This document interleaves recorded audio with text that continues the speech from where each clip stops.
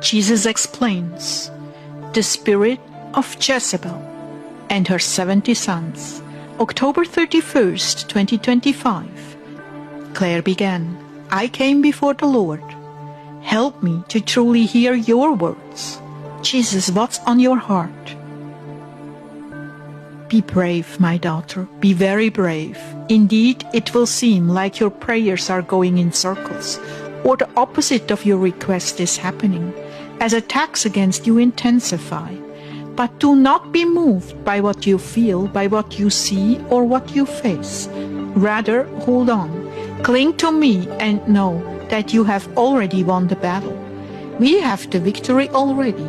It is in your hands, and that you're just passing through the valley of the shadow of things that look dead. That is why I inspired David to write those words.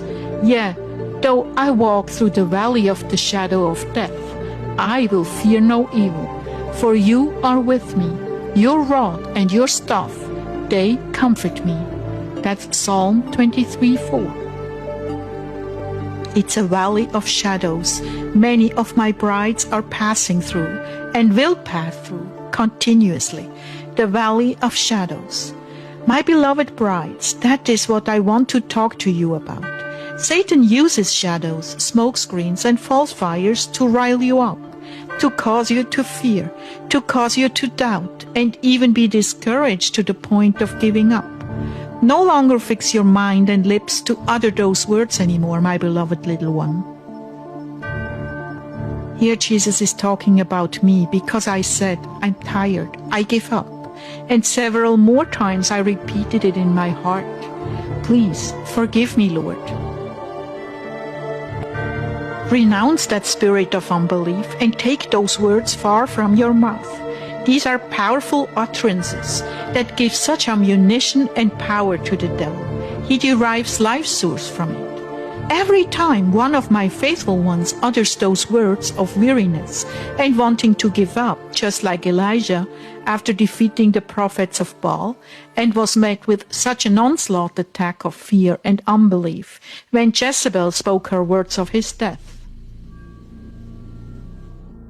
In 1 Kings 19:1-5, Ahab told his wife, Jezebel, what Elijah had done and that he had killed the prophets. She sent a message to Elijah, you killed my prophets, now I'm going to kill you. I pray that the gods will punish me even more severely if I don't do it by this time tomorrow.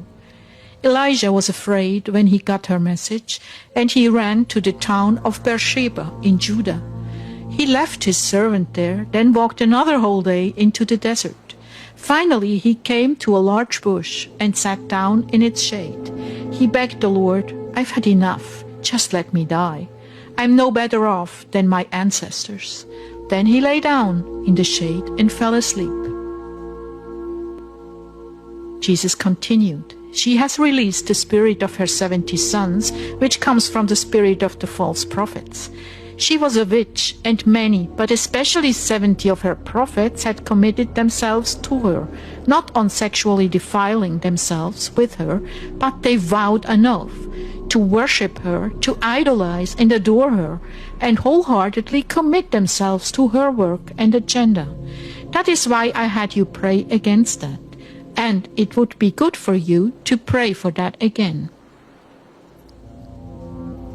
So I looked this up and found in 2 Kings 10, Ahab's 70 sons were killed by his rival Jehu to ensure his legacy would not live on. It was also prophesied by Elijah, so I was confused when thinking about Jezebel and her 70 sons, but there is much debate if all 70 children were from her alone. Many believe Ahab had concubines, just like most kings. This is something the Lord had me pray against a while ago for a soul.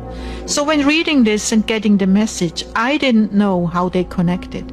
But I see the Lord is talking about things of the Spirit. Jezebel and her 70 sons are demonic spirits, and they have assignments against us. Pray against this insidious spirit, which is in the heart of many who struggle with sexual perversion or immorality of any kind. That is the spirit you're dealing with. As an aside, family, when praying for some particular souls, I would pull the Rima card often. You're dealing with a spirit, pray for them. I would wonder, what spirit is this, Lord? Help me so this person can receive deliverance. But I wouldn't get any specific direction. I've been praying since, and now the Lord has revealed it.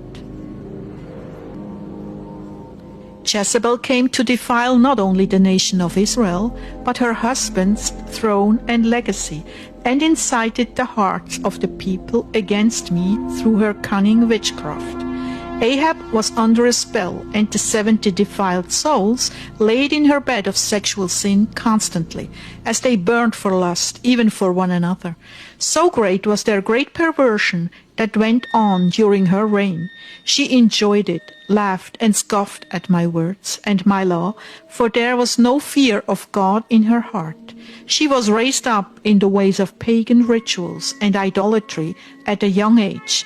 But there is great hope. Great hope. As you pray, many will be delivered from this spirit, my brides. I had many thoughts in my heart, and I heard Jesus saying, "You can trust me." Okay, Lord. And that soul also struggles, beloved. His marriage and family are under attack. You must pray for him as well, to be delivered from Jezebel and her ways. Her spirit and that of her accompanying 70 sons can reside within a male or female, and most often comes through trauma or a soul tie, when a soul lies in a bed of sexual sin with another soul with that same spirit. They are yoked, and she then has access to that soul's life because of the covenant made by fornication. But this is the year of the Lord's favor, and I have come to set the captives free, using my brides to do it. It's time, my beloved brides, pray for souls, pray for your loved ones and friends, those you know who struggle with any form of sexual sin and immorality. This is the spirit, the power demon that holds the strong man and all the other demons together to ensure the souls don't receive full deliverance. But now you know. So as you pray, I will come to set some of you free, my brides. There is no shame in your secrets, your hidden lives only I see, and your hidden shame in trying to deal and struggle with this vice.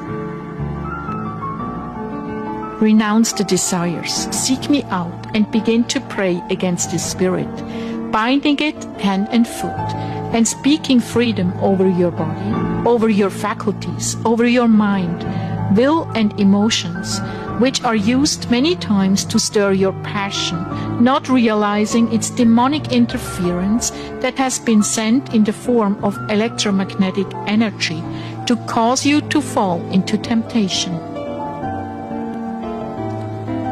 But again, there is no form of temptation that has come unto man that I do not give a way out. So I have come to you now to give revelation to the source of your salvation and that of many others. Be faithful to pray, and I will do the rest. Seal every open door with my blood in your life and the lives of those you pray for in this regard, so that the cycle does not continue over again.